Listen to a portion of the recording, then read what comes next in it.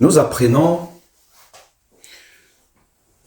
que le club Beşiktaş d'Istanbul, club à Vincent Boubacar, aurait déclaré que la blessure de Vincent Boubacar était plus sérieuse que la Fédération camerounaise de football ne l'a annoncé.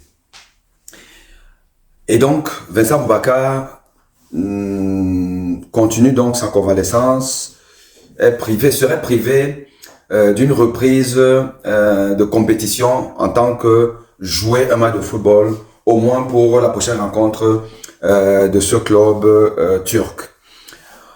Or, Vincent Boubacar a été déclaré guéri et a participé au dernier match des Lions Indomptables contre le Nigeria en 8e de finale, entrant à la peut-être 80e minute, je sais pas trop, mais il a joué à peu près 20 minutes. Bon, enfin, il a joué, il était au terrain, il a couru, il a fait ce qu'il pouvait, mais c'était évident pour moi, en voyant Vincent Boubacar lors des échauffements déjà, c'était évident pour moi que Vincent Boubacar était toujours convalescent et ne pouvait pas jouer. Et vous vous souvenez que je l'ai dit plus d'une fois lors de cette compétition, dès que j'ai vu le communiqué officiel de la FECAFOOT, communiqué pondu donc par le staff médical de la FECAFOOT, qui nous a parlé d'un décollement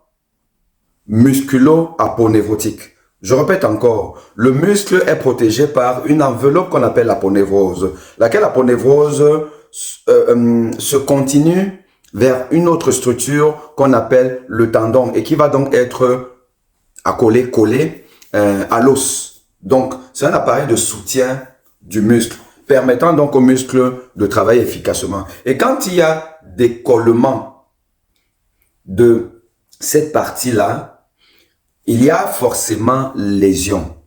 Il y a lésion avec inondation, entre guillemets, de cette zone par du sang, puisque le muscle est irrigué par le sang pour permettre donc au muscle de bien fonctionner. Donc, il y a une lésion. Nous avons 3 types de traumatismes musculaires. Il y a le traumatisme sans lésion. Il y a le traumatisme intermédiaire, où on a peut-être de l'hématome, et il y a des traumatismes avec lésion, donc c'est-à-dire que rupture de la continuité de la fibre musculaire. Et le traumatisme avec rupture de la continuité de la fibre musculaire impose un repos d'au moins 3 semaines. 3 semaines, et ça c'est pour les sportifs de niveau moyen, mais quand vous êtes un sportif de haut niveau, vous devez faire une compétition, comme jouer en première division de Turquie, ou alors en Coupe d'Afrique des Nations, le repos c'est au moins 4 semaines. Et qui dit repos ne dit pas s'allonger pour dormir. C'est rapidement reprendre l'exercice musculaire excentrique. Reprendre ça pour accélérer le processus. Donc quand on a vu Vincent Boubacar reprendre cet exercice, on s'est dit, ah voilà, il est guéri. Non, on ne guérit pas parce qu'on voit un sportif s'échauffer. Non. On guérit lorsque la lésion est cicatrisée et qu'on a eu un temps de repos nécessaire où on ne va pas solliciter le muscle de manière ample, ce qui n'a pas été le cas avec Vincent Boubacar. Donc, le staff médical des Lions Indomptables a fauté. Mauvais diagnostic, mauvaise prise en charge, reprise précoce, mais reprise qui ne fait qu'aggraver les choses. C'est pour ça que vous avez vu pendant Vincent Boubacar, quand il a rentré 20 minutes avant la fin du match, où il a affaire à des joueurs et des défenseurs qui sont déjà fatigués, qui ont déjà quand même 80 minutes dans les jambes. Vous devez faire la différence. Or, il n'y a pas eu de différence. Parce que il n'était pas encore apte à jouer. Je vous l'avais dit. Tout ceci implique plusieurs choses. Que le staff médical des Lions Indomptables n'a pas fait preuve de sérieux. Et ça nous rappelle Marc-Vivien Foé. Souvenez-vous que Marc-Vivien Foé avait été autorisé à jouer alors qu'il était malade. Il avait une diarrhée, infection digestive, diarrhée.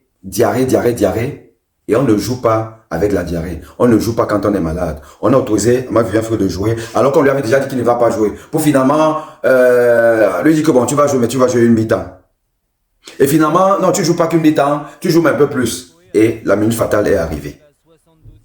Homicide involontaire du staff médical de la FECAFOOT, donc de la FECAFOOT, donc du Cameroun, donc de la FIFA, parce que c'était une compétition de la FIFA. Marc-Vivien Foé est mort.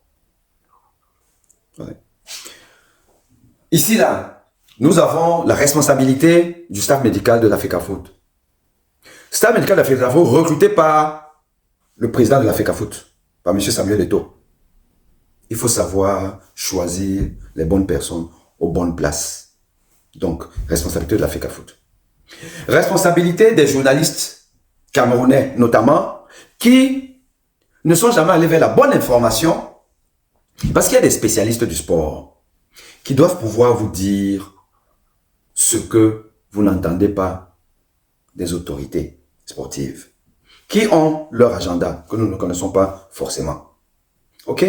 Donc les journalistes qui ont même lu quelques voix expertes, qui ont eu à dire, parce que je ne suis pas la seule personne, non, je ne peux pas le dire que je fus le seul médecin qui a remis en cause le diagnostic de la prise en charge de Boubacar. Mais les journalistes paresseux, pour la plupart du temps, se contentent des petits ragots, font des petits reportages, disent ce que tout le monde dit, mais ne vont pas la chose. Parce que un journaliste s'informe pour informer au risque de désinformer. Il y a pas eu ça. Et puis il y a le public, le Cameroun, les Camerounais, qui aiment baigner dans la facilité, dans le fanatisme. À partir du moment où leur demi-dieu a dit que, donc c'est ça. Ils n'écoutent pas, ils ne veulent pas écouter. Et ils discutent même quand finalement les faits donnent raison aux spécialistes, ils se mettent encore à discuter. Le Cameroun prouve une fois de plus qu'il a un pays un peu bizarre.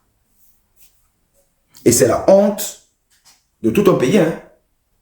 Quand les Turcs disent que la Fédération camerounaise de football, dont le Cameroun a fauté, ça veut tout dire. Ça veut dire qu'on a un pays qui ne veut pas s'arrimer à la rigueur mondiale, qui conduit vers le développement.